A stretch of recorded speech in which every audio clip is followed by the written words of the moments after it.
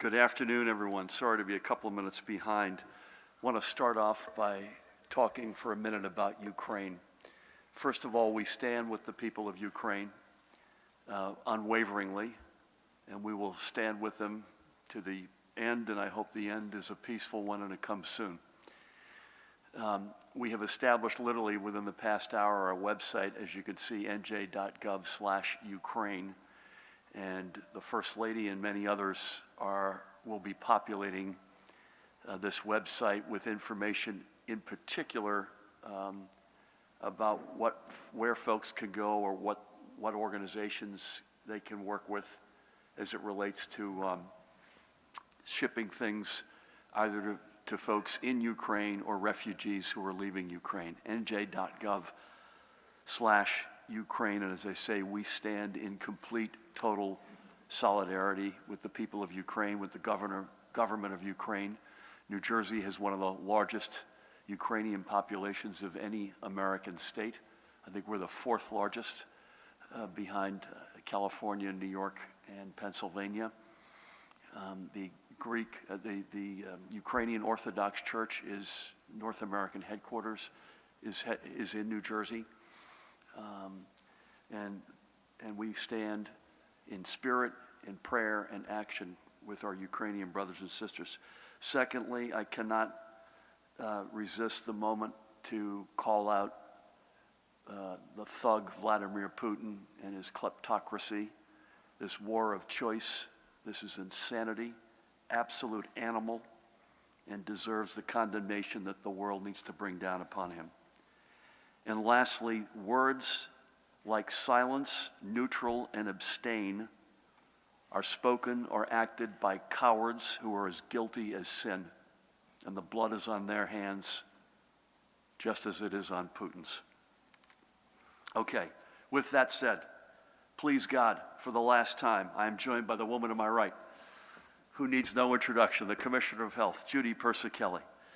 To my far left, a disorienting moment here, the state's epidemiologist, Dr. Christina Tan.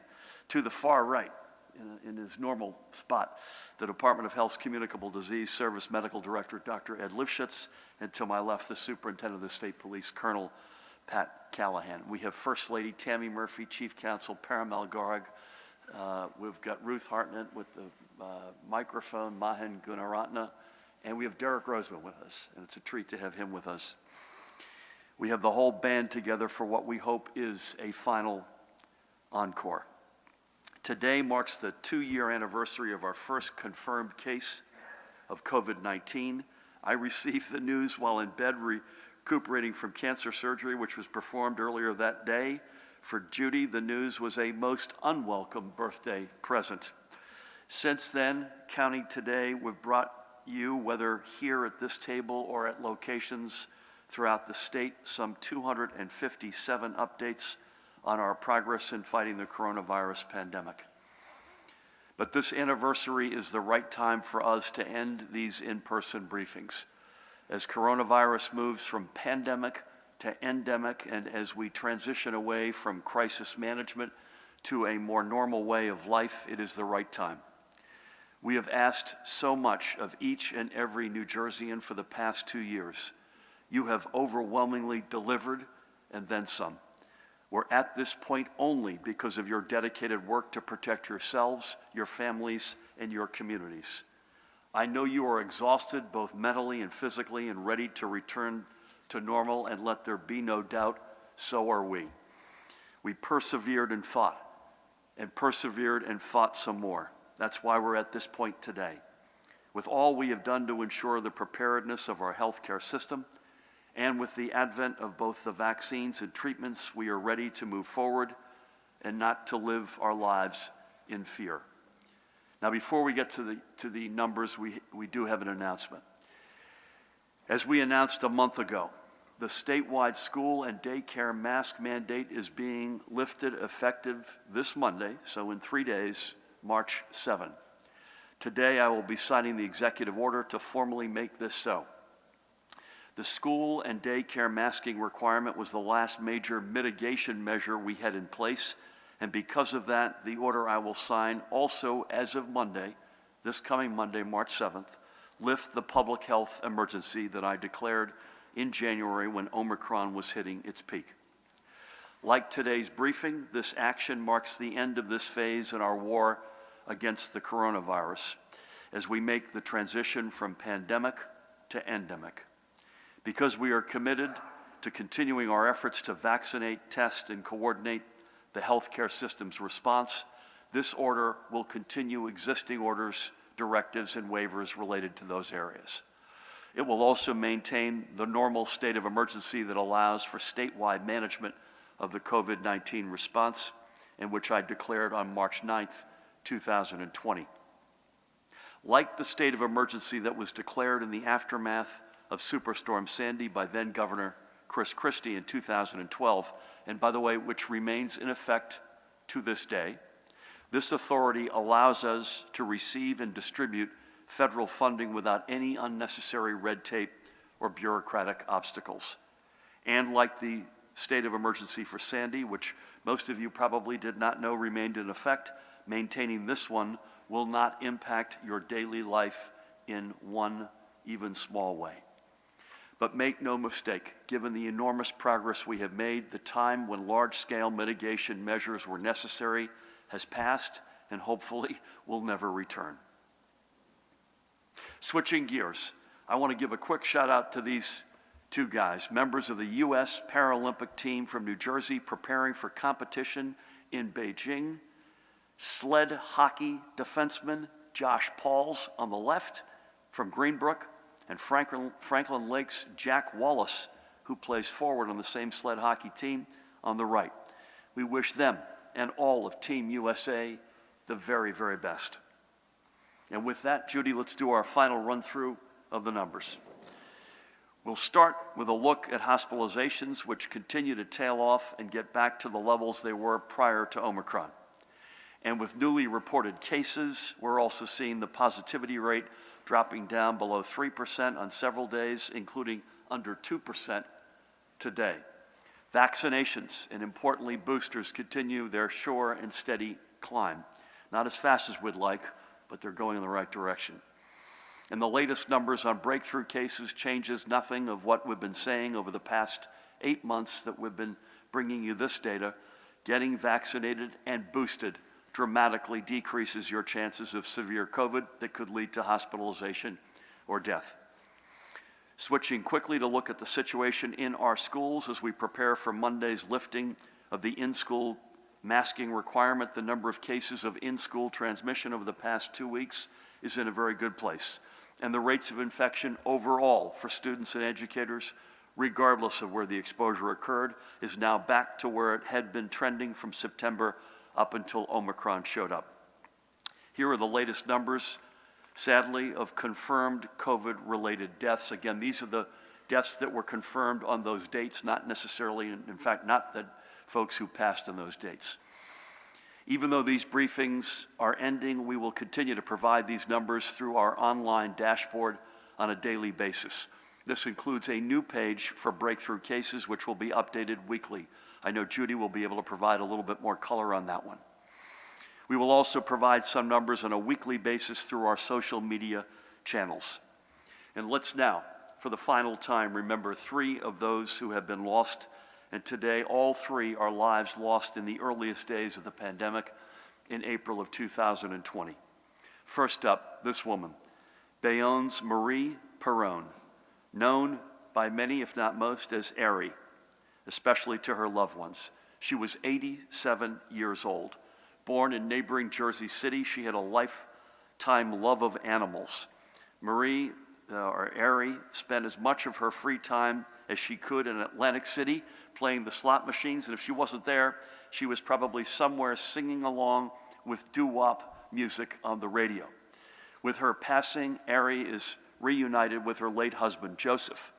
She left her daughters, Joanne and Maria, and I had the great honor of speaking with Maria last week, and Maria's husband, Jimmy, along with 5 grandchildren and 7 great-grandchildren.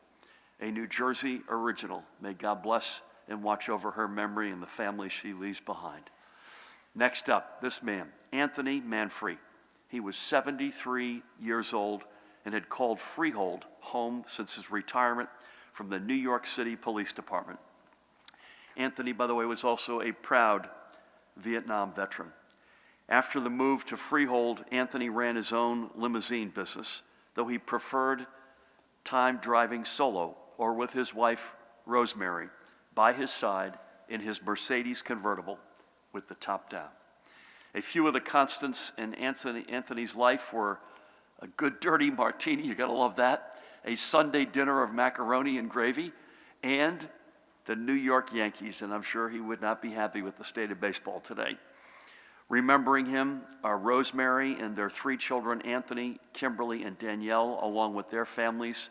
I had the great honor of speaking with Rosemary and Kimberly last week, and you talk about tragedy. Kimberly not only lost her dad, but she lost her husband to COVID at around the same time.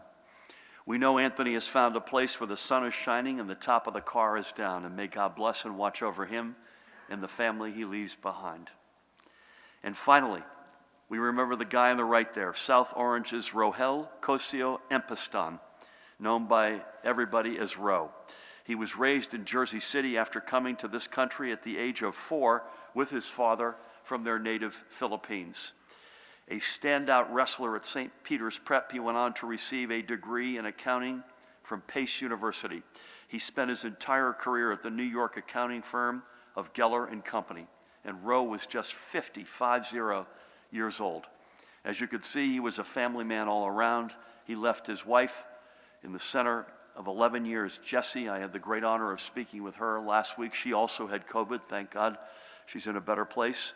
And he also left behind his 2 children, you could see there, Gaia, who was 10, and Miles, who was 7, of whom he was rightfully very proud. Ro was so proud of the career opportunity he was given because of his college education that Jessie established a scholarship fund in his honor at his alma mater, Pace University. That is a fine, lasting legacy. We're honored that Ro was part of our New Jersey family, and may God bless him and watch over his memory and his blessed family he leaves behind. Marie, Anthony, and Ro are the final 3 of the 646 New Jerseyans we have honored in these briefings. They in turn represent only a small fraction of all those who this virus has taken away. We began our practice of telling their stories when we had to make the hard decision to keep families and friends from gathering for funerals. In lieu of those somber ceremonies, we turned these few minutes of our regular briefings into that time of remembrance. We mourned not just as individual families or communities, but as an entire state. Between April 3rd and July 3rd, 2020, we lowered our flags to half-staff as we remembered all lost in that powerful first rave. Even after the restriction limiting funeral attendance was lifted, along with our flags, we continued bringing you these pictures and stories. Every life lost to COVID was worth honoring and remembering, and we endeavored to tell as many as we could. And by the way, these slides show the picture of every single one of the 646 folks who we have lost, who we memorialized.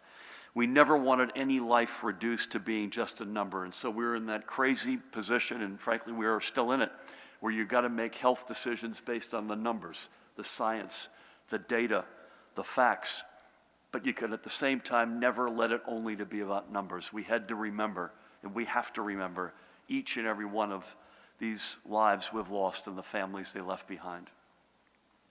For all of these 646 folks that we have honored in these briefings, I have called each and every one of their families, speaking with well more than 1,000 family members. They told me stories and brought me in on inside family stories and jokes. Some calls were lighthearted, and we laughed together over happy memories, and many were brutal and somber, and we cried together over what had been lost. And all are forever in my memory and our memory.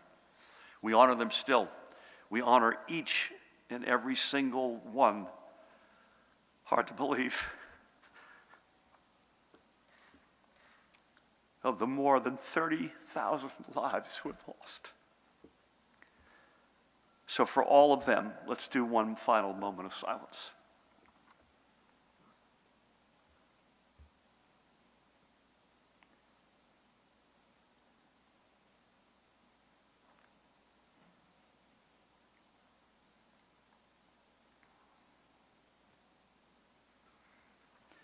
One of the other regular features of our briefings was to put a spotlight on a small business or community-based organization whose future was put in doubt by the pandemic, but who found partnership and a lifeline through one of the many financial support programs we offered. Many of these stories came from the New Jersey Economic Development Authority, which has done nothing less than truly heroic and historic work with our small businesses, arts, and nonprofit communities.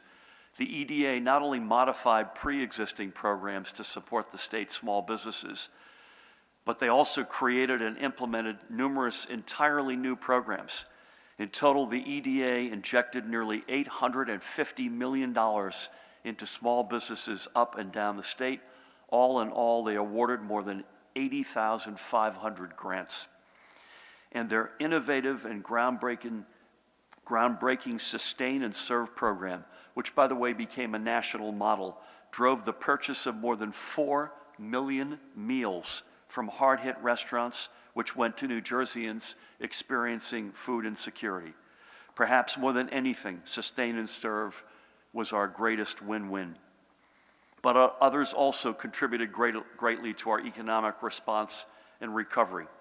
The Department of Labor created its Return and Earn program to pair unemployed workers with small businesses looking to fill the positions they need to fill, to grow, to thrive, and lead our economic recovery.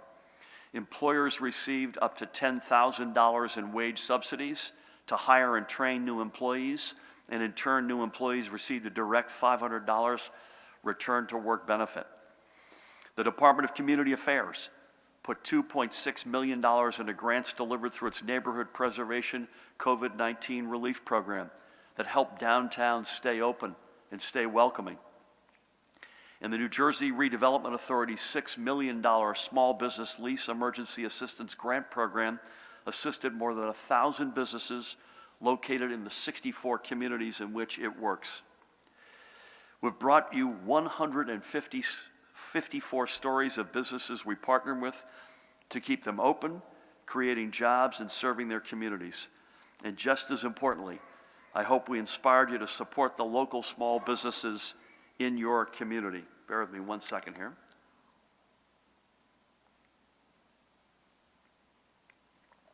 Sorry.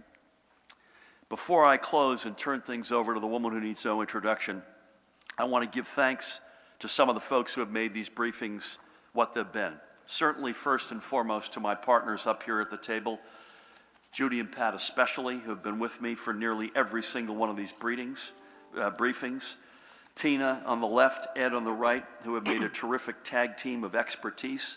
In absentia, I don't want Eddie Bresnitz to think we forgot about him. He was awesome for us for a while. Thank you all not only for helping us to educate and inform, but even more for all of you and your teams, what you did throughout the course of the past 2 years to direct our response. I cannot express in words my gratitude to each of you. I also want to thank the tremendous team here at the Trenton War Memorial who allowed us to set up shop in this ballroom and will basically never leave. To the team from the Office of Information Technology and Office of Innovation who brought you the live stream every day, built the websites, gave us an edge in technology and communications unlike any others. Thank you. Thank you as well to the folks in the back who host the sign language translators who ensured that every New Jerseyan, not most, but every New Jerseyan could be a part of this process. I thank everyone within the governor's office who took time out of their days to make these briefings happen as well. Derek Roseman, who I mentioned, who helped craft the words we've spoken over these past 2 years and still does. He and I are working on the budget speech this afternoon together.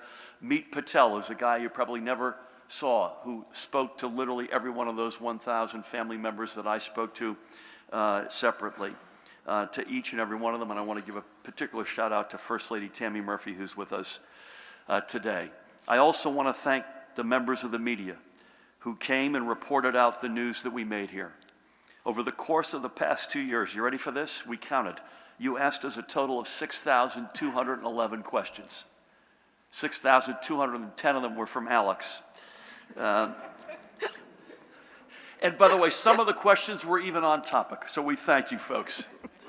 Before I turn things over for the final time to the woman who needs no introduction, I have to thank again each and every one of you out there watching. You put in the hard work.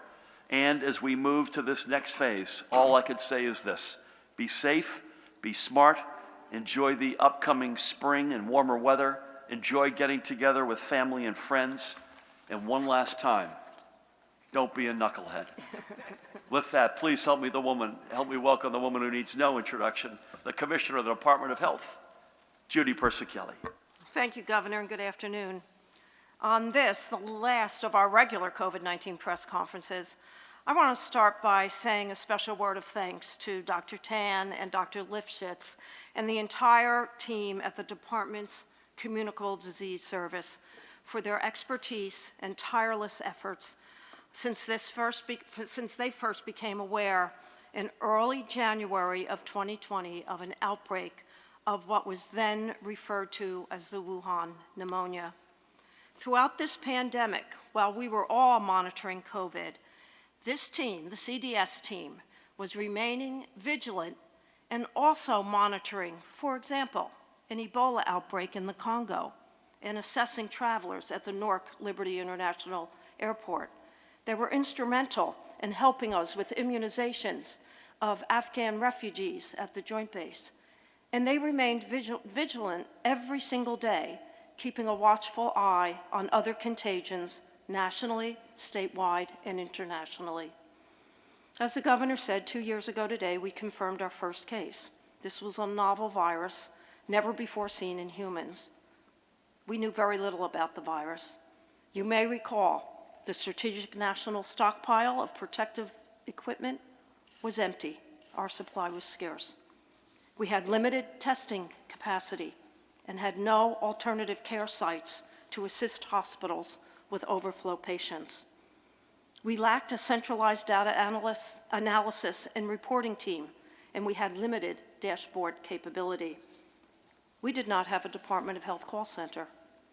Most importantly, early in the pandemic, we had absolutely no knowledge of asymptomatic spread of this virus and limited understanding and treatment options for patient management.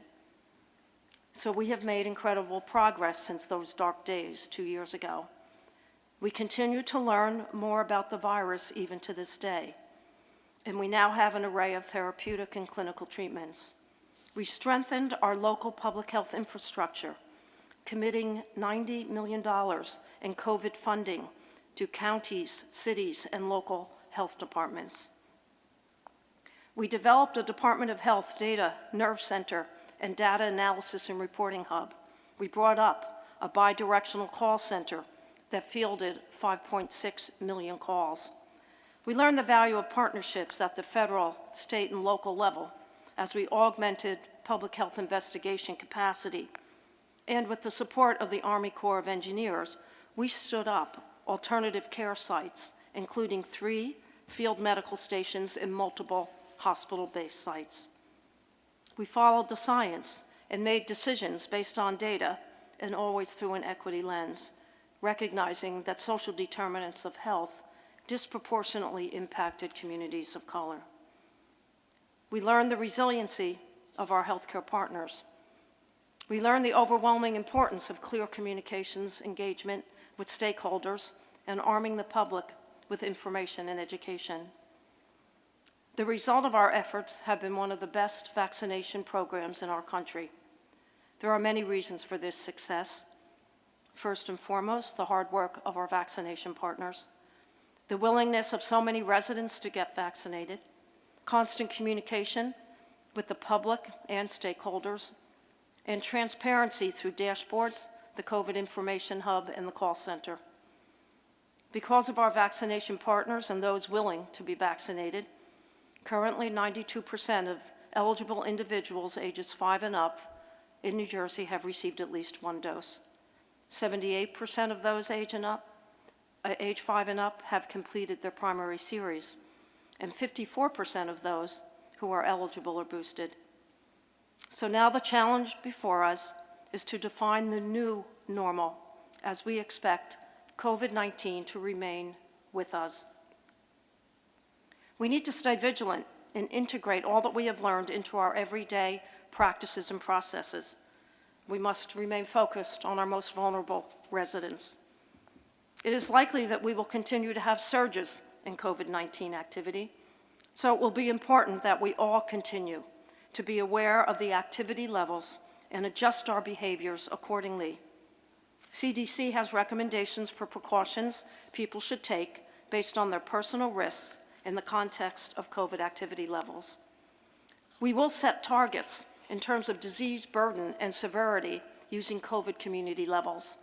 With the CDC, we will continue to monitor the capacity of our healthcare system as well as hospitalization data. And we will continue our ongoing efforts in identifying emerging variants. And we will continue to look at syndromic surveillance and wastewater surveillance as possible early indicators of increasing disease. So today, the Communicable Disease Service added a new feature to NJ COVID-19 dashboard titled COVID-19 Cases by Vaccination Status. The new page under the Case and Mortality Summaries tab displays weekly COVID-19 case, hospitalization, and death rates for unvaccinated persons, those who have completed their primary series, and those with a booster dose. The chart at the top of the new page has a drop-down menu that allows you to select between cases, hospitalizations, or deaths. Weekly rates are displayed by vaccination status. Each of the charts shows significant protection for those who are up to date, and that includes boosters. It includes comparisons of the risk of COVID-19 infection among unvaccinated individuals with those who have completed their primary series, with or without a booster. In the 4 weeks between January 3rd and February 19th, unvaccinated individuals had 4 times the risk of infection with COVID-19 compared to fully vaccinated individuals with a booster dose. It also includes a table summarizing cumulative vaccine breakthrough cases. This new feature will be updated weekly on Wednesdays. So as always, as we continue to promote our mission to help all New Jersey residents live long, healthy lives, and that will include controlling COVID illness, limiting mortality, and doing it equitably. We will support public health and health systems to recognize and care for the overall impact of the pandemic on individuals suffering from long COVID, PTSD among healthcare and essential workers and the population at large, and we shall remain vigilant about the mental health and wellness of all New Jerseyans, especially our children. We must continue to promote public awareness and science-based information and respond rapidly to transmission hotspots. Similar to the Department of Communicable Disease Service, the nursing profession is also grounded in a science-based body of study that moves that science from the classroom to the bedside, into the communities, and most importantly, into our schools. So to more than 200,000 nurses in our state, I thank you. On behalf of all the people of New Jersey, we owe you a tremendous debt of gratitude for your work and support caring for patients, students, and their families. That gratitude and thanks also extends to the hundreds of physicians, pharmacists, technicians, and aides, and all frontline workers who all work together to promote the health and wellness of our state.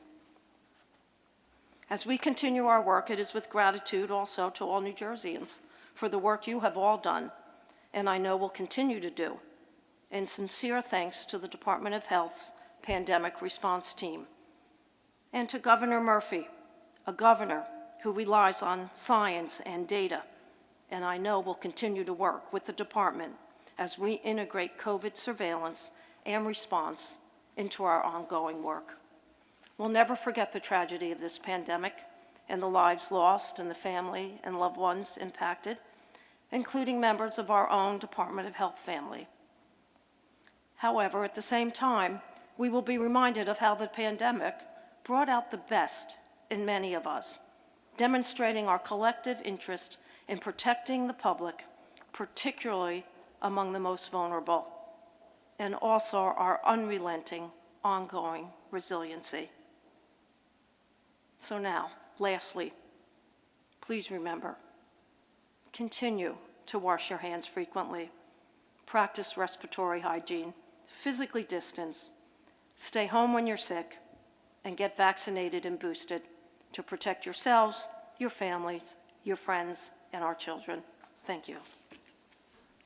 Judy, a tour de force on behalf of your fellow 9.3 million members in your New Jersey family. Thank you for everything. And I would underscore as well 2 comments. Number 1, thanking the healthcare workers. Judy, remember, is the first nurse ever to serve as health commissioner in the state of New Jersey's history. Instead of all the nurses and more broadly all the other healthcare and frontline workers. And secondly, the notion that this has brought out the best in so many. Let's never forget that as well. Thank you. Okay, Pat, and a little bit of Judy. I have to say this. I know your brother, Matt. He's one of the team at Operating Engineers Local 825. I've seen him all over the state. I only recently learned that he and his buddies at 825 have never missed a briefing. That's true. And they watch it usually from Ron's Landmark and Netcom. So to Matt and Ron and the whole crew, huge thanks. That's pretty incredible. And if that weren't enough, I also learned that one of Judy's dreams in life is to ride a bulldozer. And that Matt, his brother Matt, is going to make that your dream and your birthday wish come true this spring. So you never know. I learn something every day. Pat, what do we have for weather? I think it's good and warm. I know you've got some folks to thank, some lessons learned. Thank you for everything you've done. Take it away. Thank you, Governor. Good afternoon. It's supposed to be a decent weekend weather-wise. A little bit of rain, but I think we might hit a record high on Sunday, maybe low 70s, which will boost all of our spirits well. We also will be activating the State Emergency Operations Center this weekend to monitor that Freedom Convoy, and just from a situational awareness standpoint and from a reporting out and making sure that we're briefed and aware, trusting that that goes safely and that everybody adheres to certainly the rules of our highways and byways. Just a few reflections, Gov, to your point, echoing some of both yours and the commissioners. One reminder is that during the past 2 years, we had several natural disasters that hit us at the same time. Orlean, Isaias, Henri. I remember the same week that Ida hit us with both catastrophic flooding and tornadoes in the south that we were just starting to accept, which would end up being more than 16,000 Afghanistan refugees at Joint Base McGuire during a pandemic, and watching that city come up overnight. Again, pretty special that no one anticipated during an unprecedented pandemic. But to your point, I think that call to action across our state when medical personnel, supplies, equipment, treatments were non-existent. And then it made us reflect on what could we do better and how are we better. Just a few points, and certainly way beyond this, the ability to scale up operations across anything: testing, vaccinations, mortuary affairs, hospital capacities, just-in-time training, increase in those hospital capacities due to the build-outs by the Army Corps of Engineers, PPE stockpile that now stands at over 140 million pieces of equipment and items for critical needs that are strategically located throughout the state. I think a lot in the early on, everybody did wait to hear what the violations were across the state with regards to executive orders, but in the big scheme of things, there was very few that were not compliant, and the overwhelming New Jerseyans complied with what we had asked them to comply with. When we asked for donations, our phone lines got shut down because so many New Jerseyans stepped up on PPE, gowns and gloves, and we had to go to an online system to coordinate that. Even up to and including when we asked, we tried to hit that goal for vaccinations, and we were surpassed that even in advance of our goal. And just a few, not only of all of emergency management, federal, state, county, local, our enlisted and civilian members that spent every day of the week just trying to coordinate and mitigate the challenges that we were up against. Especially that all hazards incident management team, which still continues to function, not just the state police team, health, National Guard, corrections, just from all departments across the state, and whatever we asked them to do, vaccine operations, testing, mortuary affairs, hospitals, partnered with our leaders. I think they did 14 community-based vac sites, and 10 of those were in some of our hardest hit communities. And just a few more thanks. FEMA, can't say enough about that relationship, which was phenomenal. I think it serves between us and Region 2 as a model for the rest of the nation. Department of Defense that sent medical staff when we were hurting, Army Corps of Engineer again, and the National Guard to General Howe and her crew every step of the way, whether that was helping out and cleaning long-term care, testing sites, field medical stations, every single step of the way to have the National Guard and sometimes service men and women from across the country to meet folks from Michigan or from Texas that came here to support our efforts.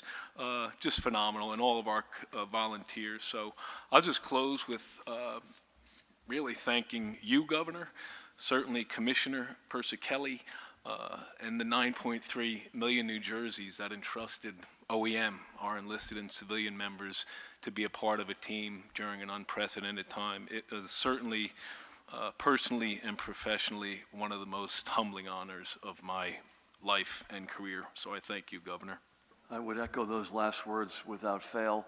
Also, many of those organizations, the federal ones in particular, we worked just as successfully in one administration as we did the next across the political aisle. People left politics at the door and did the right thing in so many ways. So thank you, Pat, personally, to you and your extraordinary team, General Howe and the extraordinary team at the Guard, our federal partners, county and local folks who are with us every step of the way, just extraordinary leadership across the board.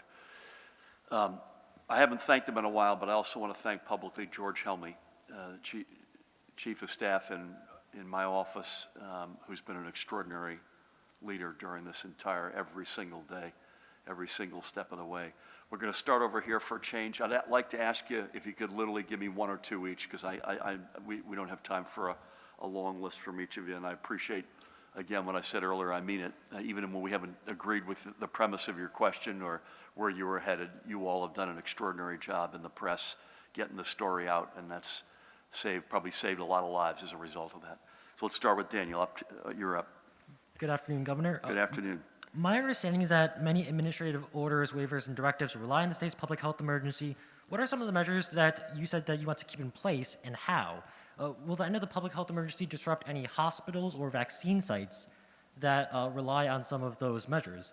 And also, any reaction to the Senate yesterday passing a resolution critical of unemployment backlogs or opening up state offices? Yeah. So on the first one, I think maybe it makes sense for Paramel, who's right behind you, and you to talk offline. But basically, we have two sets of emergencies that are in effect. One of which is a state of emergency, which can be open-ended. It doesn't need to be renewed. And as I mentioned, the one related to Superstorm Sandy is still, in fact, outstanding. And that's for good reason, because believe it or not, sadly, for good reason, people still aren't back in their homes. There's still federal matters, et cetera. The other one had to be renewed, the public health emergency, every 30 days. And that had a whole series of things associated with it, most overwhelmingly the school mask mandate. So we're lifting that as of Monday, and we sat around and said, you know what, there's no reason even to go to the 11th of March, which is when it otherwise would have expired. The big thrust of this was that school mask mandate, so we're going to pull it as of Monday. But to allow Judy and Pat and others to continue vaccination programs, testing programs, again, eligibility in a non-bureaucratic way for federal funds, we want to make sure those elements are still in place. and that we will accomplish that by this. Listen, there is an enormous, and there has been an enormous amount of frustration by folks who have not been able to get to a positive resolution on their unemployment claim. And I hear it all the time. I hear it on Ask the Governor. I hear it from men and women on the street. I hear it through the commissioner. There's just no question about that. And if folks are out there frustrated because they do not have a rightful resolution, I'm frustrated with them. And so I get that completely. I know the commissioner, Rob Angelo, is committed to getting all of these claims resolved one way or the other. Some of them are very complicated. As I've said this many times here before, these are a lot of handmade suits. They're very rare is there a broad system or a broad category challenge. I know there's a human nature thirst to having a physical presence across the table from you. I don't know that it shortens at all the resolution of the claim, but I do know there's a human nature sort of comfort from that. And I think we'll have the unemployment function back in our one-stops effective, I think, March 28th of this month, so three weeks from Monday. And we'll continue to work with the legislature. I don't think any state, this is no solace to somebody who's frustrated and it has not been resolved. There's no state that's batted at a higher batting average or done this more efficiently than New Jersey. I know folks hear that and say, oh my God, the problem is in the federal system is overwhelmingly antiquated and not fit for the times we're in. And we're one of the few states in a pilot with the feds to try to get that as updated and refreshed as possible. Thank you. Brent. Good afternoon. Good afternoon. Does the end of the health emergency mean the remaining mask mandates in state government buildings, health settings, and transit are gone? If it's passed, would you sign the new bill that would end the self-serve gas ban in New Jersey and allow a hybrid model? And do you have any personal investments with ties to the Russian government? On the last one, we do not. So we can take that off the list, thankfully. Listen, on self-service gas, that's been sort of a political third rail in New Jersey, which I have historically not crossed. But I think given that gas prices on average have now gone over $4 a gallon, I'm not necessarily signing up for that because I need to understand what impact it would have on that. But I will say more broadly, we're committed to finding any way we can make this state right now, particularly given this crisis and this war of choice by the thug Putin, any way we can make this state more affordable. I meant to say this, by the way, and sorry, on the mask mandate in state buildings, yeah, I think you should assume that's going to be dealt with sooner than later. I think we want to get through Monday in the school mask mandate, but in state buildings, it's why we're still wearing them when we come in and out, because this is a state building. But I don't think you should assume. I don't want to make news, Judy, but I don't think that's going to last a whole lot longer. You didn't ask this, but you mentioned it. We're incredibly proud of New Jersey's role in the Afghan refugee reality. Just to reiterate, I'm proud to be wearing the Ukrainian flag beside the American flag. I sent a letter to President Biden raising our hand. I want early on for the president and his administration to know we've done it, we did it successfully, and we'll do it again for our Ukrainian brothers and sisters. Thank you. You good? Do you have a question? Yeah. Please. Just two. What do you think of the fundamental changes COVID has wrought on? So I can't, sorry? I'm sorry. What do you think of the fundamental changes COVID has wrought on New Jersey's workforce and their quality of life? And two, now that you're ending the briefings and we are entering the endemic phase, are you going to begin the examination you have been promising to do what went wrong in long-term care? And if not, when and how long do the case numbers need to go before we do the study? Yeah, I don't have a precise answer, but we've committed very much publicly to doing a postmortem, and that will include long-term care. We hired a firm, by the way, back in April or May of 2020, a Manat firm, to do an independent assessment of where we were deficient in terms of laws, executive orders, behavior in our long-term care centers. That's almost 2 years ago. We actually already did that. And Judy, to her credit, took a lot of courage to do that because you're holding a mirror up to the state. And I've signed a lot of laws and executive orders since then as a result of that report. But more broadly, as a postmortem, I don't have a specific. By the way, I'd love to say that where by our last briefing, this is over, it's come to an end. It's not, right? So we think we can responsibly live a normal life with COVID. But an endemic means it remains in our midst. The flu is still with us 104 years after the pandemic of 1918. Your first, how did it impact the workplace? What do you think of the fundamental changes COVID has wrought on New Jersey's workforce and the quality of life? And quality of life? Yeah. Yeah, I think it's to be determined.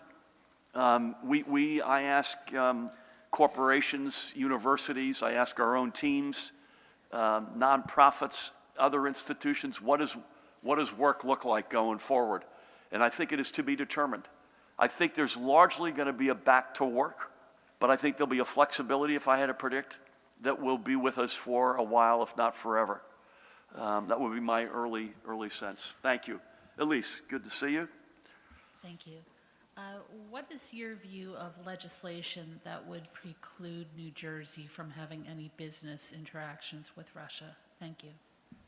I'm strongly in support of it, without the specific opining on the, or opining rather on the specifics, strongly in favor, and I give Senator Paul Sarlo a huge shout out and a lot of credit. Between that prospective bill, which really, Paramount, if you correct me if I'm wrong, has overwhelmingly to do with how we invest in pension funds and at the Investment Council, between that and the Executive Order 291 from the other day, which I signed, which instructs every aspect of the state to review any Russia-related licenses, contracts, other relationships. We want to take the relationships with anything Russia to zero, literally to zero. Some of that's more easily said than done, but that's our objective and that's where it's going to end up. And by the way, let me just say this, that there is evidence that there are literally tens of millions of Russian people who do not support this war. So this is not directed at Russian people, it's directed at the Russian regime under the thug Vladimir Putin. Alex, I think, is this gentleman beside you got a question? Are you good? Okay, he's with you. Okay, Alex, good afternoon. Good afternoon. Commissioner, you said earlier that you were on the lookout for surges of COVID-19. At this point, with the numbers so low, what would a surge of COVID look like, numbers-wise, and what kind of actions would you take to mitigate that? Are we going to be going back to any sort of masking, lockdown restrictions in a relatively small surge?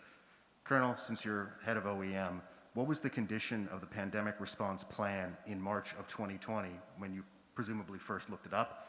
And have you updated that plan? If so, how? Governor, One more. Governor, I've consistently asked you if you feel you've made any mistakes. Since you've only said that you wish the Trump administration told you sooner about the severity of this thing, do you have any regrets? Do you regret mandating that COVID patients be allowed to go back to nursing homes, sending thousands of them to their deaths? Do you regret the failures in the unemployment I got your system? question, Alex, thank you. Ruth, we're good there. Don't say stuff, Alex, that you know is false. So we didn't quote unquote send people back to their death. What do you get out of that? Judy was crystal clear. I was crystal clear. And when I say crystal clear, about the protocols for folks returning to long-term care, and you know that. So let's have a responsibility here. You know that we said you needed to be in a separate floor, wing, or building, that the staff who took care of you had to be segregated as well into that same floor, wing, or building. And you know that we also said if you could not accomplish either of those, raise your hand and tell us, and we will help these folks find their home. Judy also reminded us way back when that these were their residences. This is where they lived. This was not like they were going by choice to a hotel or something. So you know how that worked, and my answer beyond that is where it is.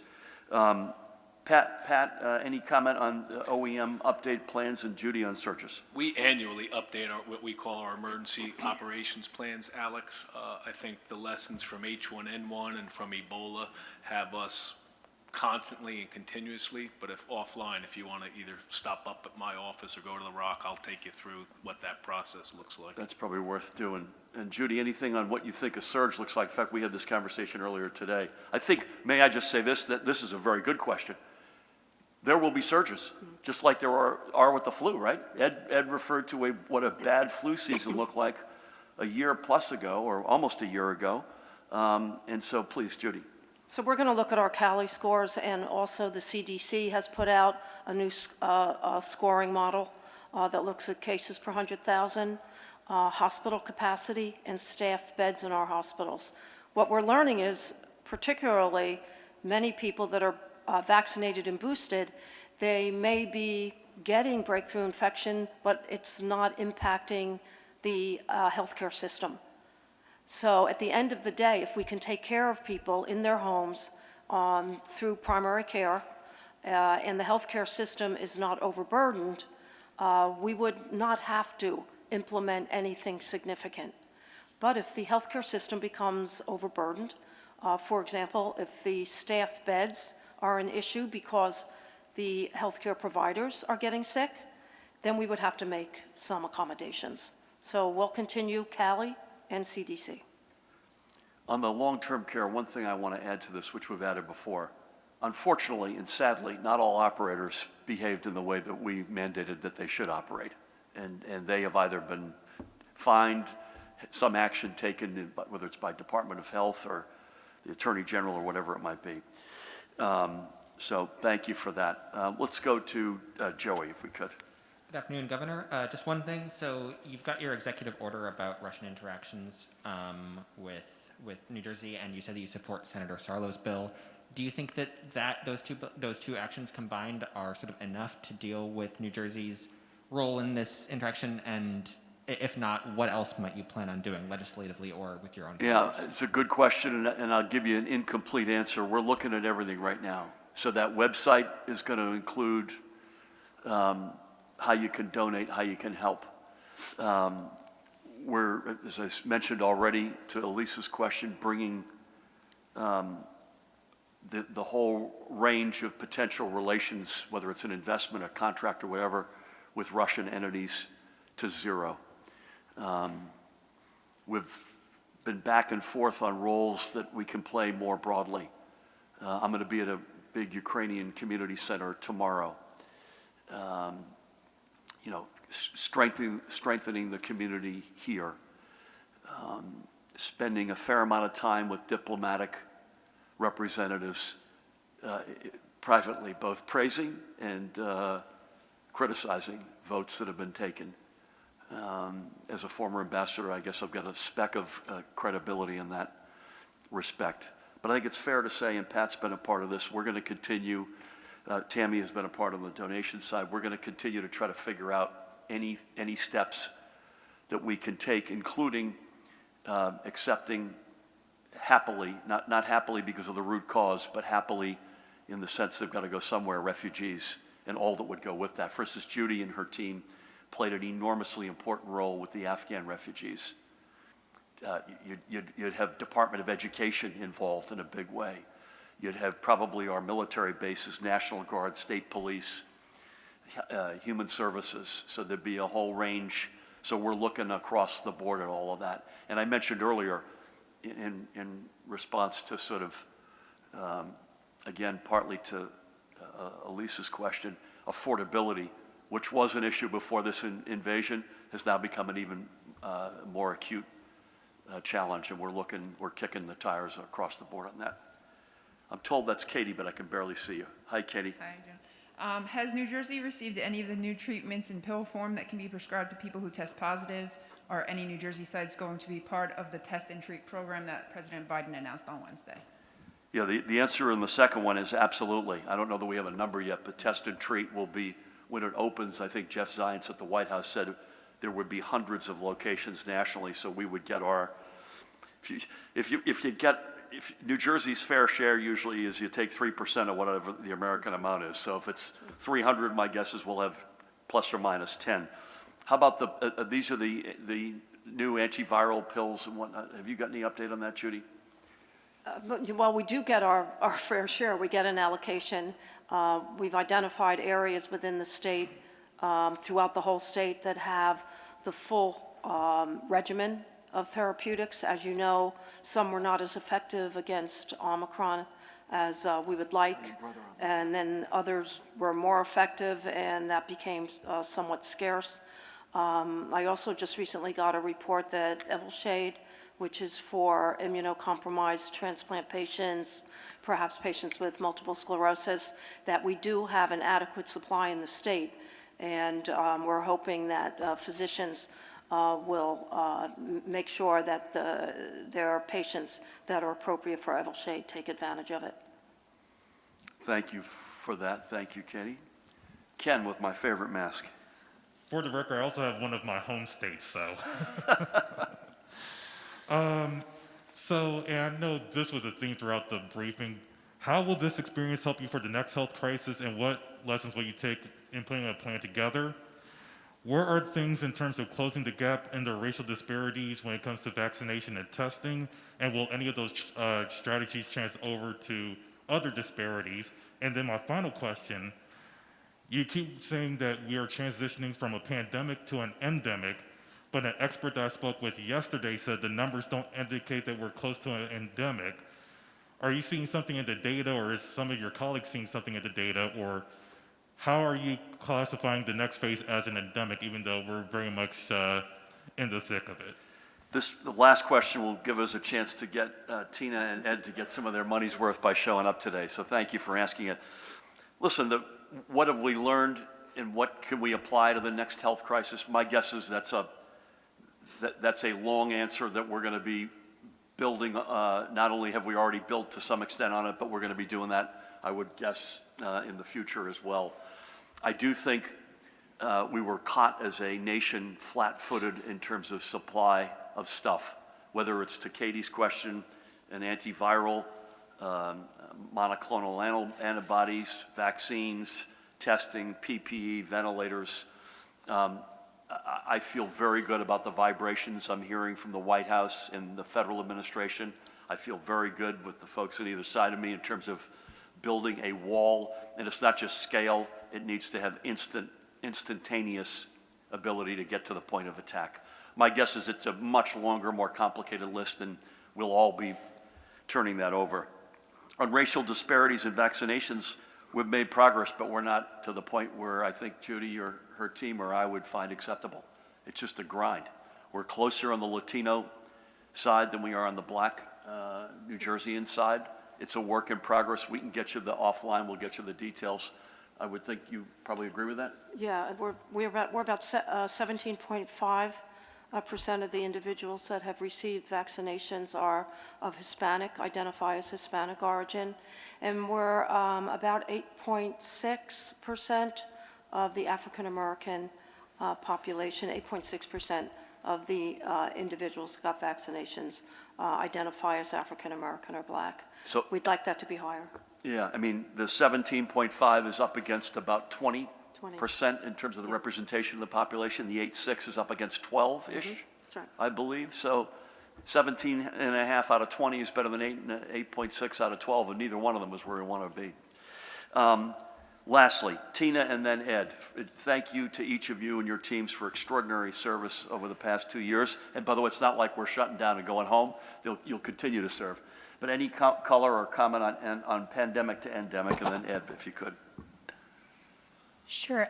First, thank you, Governor, and to the Commissioner for your leadership over these last several years. And, we certainly appreciate all the support toward public health. I don't think a lot of people really understood what public health was, prior to this pandemic, and we really do appreciate that visibility. Same right back. So defining endemic, is still a work in progress. For example, as the Commissioner had mentioned, CDC had just recently modified its community transmission indicators to reflect a lot of the changing nature and changing elements of what has been going on during the pandemic. Now, for example, the CDC community indicators are more reflective of elements such as severity of disease, for example, because we have a lot of things that we now have now that unfortunately we didn't have at the beginning of the pandemic, such as an effective vaccine, such as a better understanding of how the virus works, better therapeutics, better treatment elements. That said, endemic, as we're trying to work out what that really means, the concept of living with the virus and learning to live with the virus, that really does encompass this ongoing need for us to take that personal responsibility in terms of, understanding our risk, recognizing that risk is a multifactorial type of concept to embrace, that we have to, take a lot of introspection as well to understand that in the context of what we understand of the science, because that really is the nature of living with the virus, being willing to be flexible, to adapt to, all the changes and the new information that we're learning about the virus so that we can understand what our personal risks are and then take those measures. We already know what they are, the everyday preventive measures, getting vaccinated, to take those steps to promote the healthy behaviors that promote a healthy community. Thank you for that, and thank you for your very gracious words. Same right back to you. Ed, welcome. Thank you. You've heard a lot about how we're in a much better position now than we were 2 years ago, and that is incredibly true. Everything from vaccination to treatments to understanding mitigation factors and what works and what doesn't work puts us in other natural immunity. We are in an incredibly better position than we were 2 years ago. As has been mentioned, we're moving from a pandemic phase to a more endemic phase. That doesn't mean that we're putting out a sign that says mission accomplished and the virus is gone and it's not going to cause us any issues or problems down the road. While we have only maybe 5% of the cases that we did from just a couple of months ago, we're still seeing 1,000 cases a day or so in New Jersey, which is still a lot of cases, and unfortunately people are continuing to die from this. Even, for example, in a supposedly much more mild Omicron surge, where in 2 weeks we saw more deaths than we'd see in a bad flu season. So the virus has not gone away. We do need to learn to live with it because we do not think it's going to completely go away, and that's what endemic means. And part of that means this. As Tina and has mentioned, that means learning to live with it. That means, to some extent, it becomes a little bit like the weather, or to put it a different way, tomorrow the weather is supposed to get a whole lot nicer, a whole lot warmer. To me, at least, it seems like we've had a very long, cold, dark winter, and believe me, I'm looking forward to some warm weather, putting away my coat, going outside, having a nice walk. But I'm not putting away my coat, I'm not throwing away my coat. I know that it may very well get cold again. We're only in the beginning of March, and I'm certainly not going to go for a swim tomorrow because no matter how warm it feels, it's not going to be summertime. The virus is like that as well, meaning there'll be times when it'll get worse, and we do expect it'll get worse, and at those times it'll make sense to take increasing some measures that people might take. You might wear your mask more often. You might be more careful about where you go. And other times, things will get better. And as things get better, it makes sense to relax measures, as we've been doing. It makes sense to go about as more of a normal life as you can. So there are a lot of things out there that are endemic. Lyme disease is endemic in New Jersey. Endemic doesn't mean gone. It doesn't mean that it is not going to cause us any issues again, but it does, at least to me, mean that we're in a much more controllable spot, in an area where we can live much more normally with the virus, but we still need to pay attention. As has been said, eternal vigilance is the price of freedom, and we do need to continue to be vigilant when it comes to this virus, as well as other things may come down the road. Ed, thank you for that. I seem to recall in that exchange we had a year ago that you had said a bad flu season was about 2,000 deaths in New Jersey, to the best of my recollection. If you look at the past week, we're running at about 3,500 if you just annualize the last week. Not confirmed, but the actual, what the hospitals are reporting. So again, that's a bad flu season. Pat wanted me to say one thing on your lesson learned, is enhanced IT data monitoring and reporting capabilities in real time to monitoring of evolving trends and status of our hospitals and healthcare systems. We're much more able to do what I just said and Pat wrote for me than we were before this thing. So as has not always been the case, but has more often been the case, Dave, take us home. Thank you, Governor. With the school mask mandates about to be lifted on Monday, as we know, please recap the guidance that you want district leaders in schools across New Jersey to keep in mind once those masks become optional in a few days. perhaps Governor, you as well as the Commissioner could comment on this. What do you want them to remember, to consider, if and when there are COVID spikes in their communities or in their parts of New Jersey? And what do you want parents and students to keep in mind as well with regard to this? And finally, you've touched on this a bit. Are there concerns about a possible sudden emergence of some new dangerous variant that could bring us all back together again as one happy family? Thank you. Well said. I mean, on the former, I think use your judgment, use your common sense, and prepare for the fact that there may be a bad turn. We don't see it at the moment. This kind of gets to your second question. We discussed the variant earlier. Judy, you should comment on this. The sequencing, I think, showed that we're sort of 3.5% of the cases. Nationally, 3.5% Nationally, of the okay. cases are BA2, which is subvariant. But higher in our region, We're right? higher in Yeah. our region. We're sort of something that looks a little bit more like 12%. But it does not appear to be more lethal. There's no evidence it's more lethal. Not yet. But you have to, so on schools, use common sense, enjoy the fact the mask isn't on the kids and the educator's face.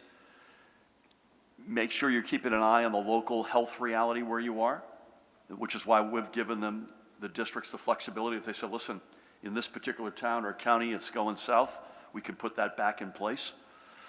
God knows we don't want to do that.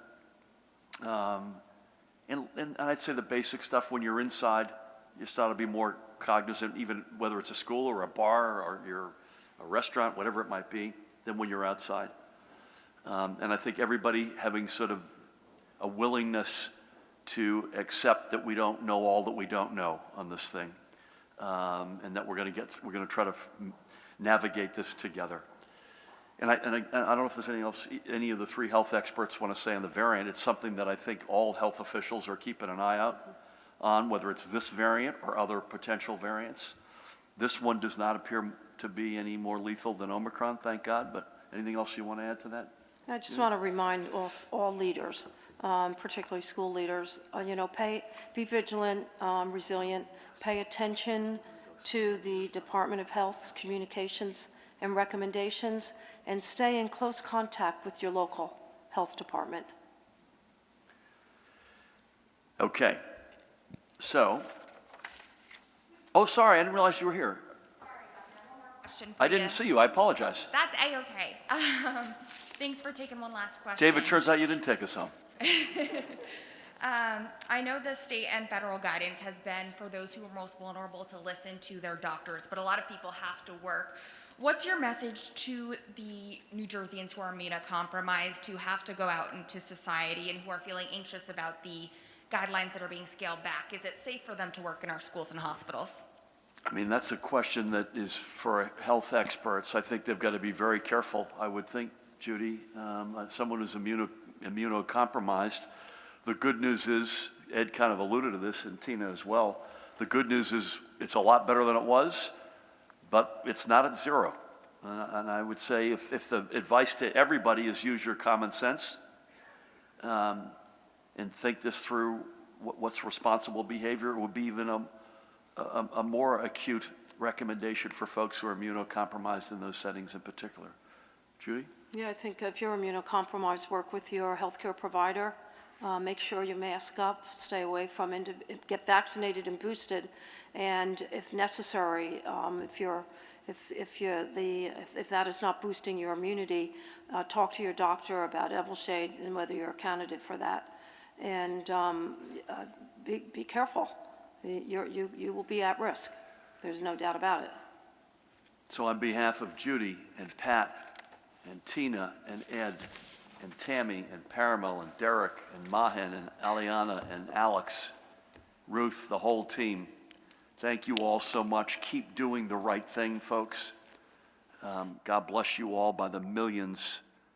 You've come through this together, and it's thanks to you that we're able to say at this point this is the last COVID briefing we're giving.